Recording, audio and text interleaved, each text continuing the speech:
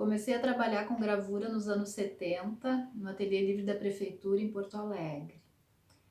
A minha formação acadêmica foi toda no Instituto de Artes da URGS, onde eu fiz as minhas graduações e o meu mestrado em poéticas visuais.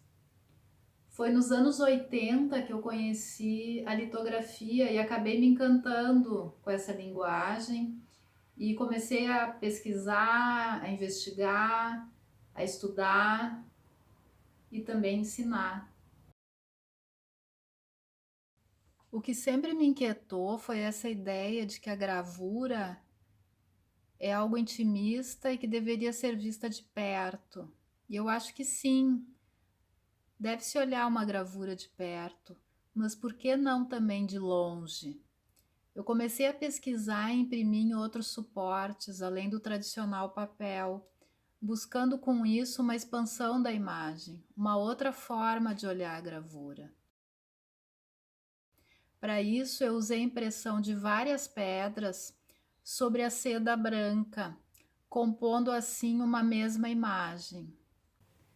O meu trabalho está vinculado à memória, à identidade, à repetição, à sequencialidade, e eu uso como referência as minhas lembranças, os pequenos objetos guardados, fotografias.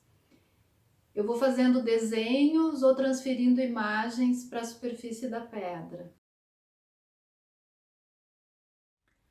Paralela à impressão nos tecidos, nas sedas brancas, eu comecei a usar também os lenços brancos, daqueles masculinos. E eu acho que o lenço, ele carrega toda uma simbologia. Ele é um depositário, né, de suor, de lágrimas, de dor, de saudades. E isso me agrada bastante. E eu comecei também um projeto que eu chamo de Memórias Silenciosas, onde eu uso os lencinhos femininos também e guardanapinhos, daqueles que se usavam nas penteadeiras, nos balcões, que as meninas usavam nas bolsas, enfim.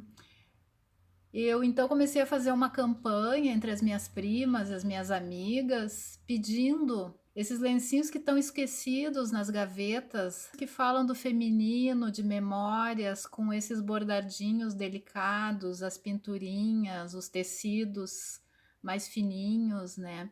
Então eu vou imprimindo com eles e vou compondo imagens como num quebra-cabeças.